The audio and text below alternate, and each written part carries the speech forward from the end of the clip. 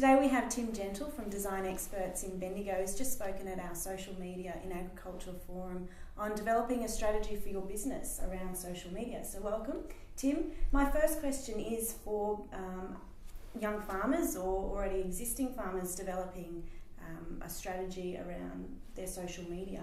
There's a fine line between having too much or having not enough. So what's your guidance on? Okay, so are you relating to too much strategy and not enough doing, or are you talking about trying to do too much? Probably trying to do too much at once. Yeah, that's good point.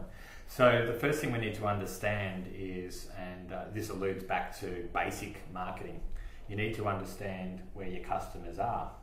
So once we know where they are, then you need to understand what they want. Okay, so basic marketing is do some research, ask them, hey, I'm thinking about doing social media. Have you got a YouTube account? Have you got a Twitter? Have you got a Facebook? So first of all, we kind of know the lay of the land, where they're all hanging out.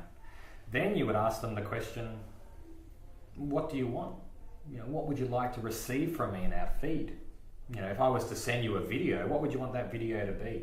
So now we know where they are and what they want. Then we can kind of really put our efforts into that area. So rather than trying to do everything and just expecting everyone to see it and not doing any research and not doing any, this is where the problem lies. So going back to the original question, I would actually hone down on where your customers are, what they want, and then you can actually put your efforts into a more succinct area and get better return. Yeah. And how do you find out who your customers are? Well, finding out who your customers are, just say you haven't got a business and you've got a business idea, then you can start off by looking at a generic sort of market research, looking at the ABS, talking to industry leaders, going to the library, doing some Google search. So that's kind of that real broad stroke marketing research.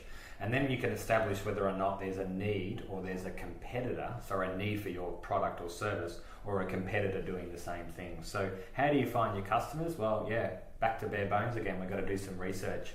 Once you've found them, then you flip from market research to customer satisfaction or customer research, and that's what I was talking about before. Once we know who they are, find out what they want, when they want it, how they want it, where they want it, and so forth. So again, it's interesting, isn't it?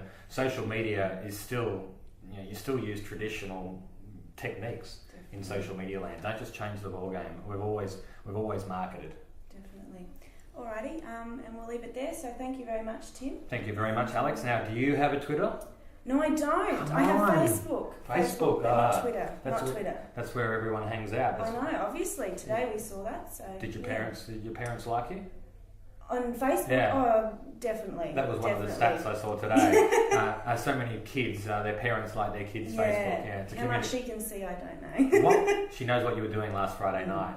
Yeah, got to block them. Yes, definitely. Privacy settings. Lovely. Yeah, thanks, Alex. Great. Thanks, Tim.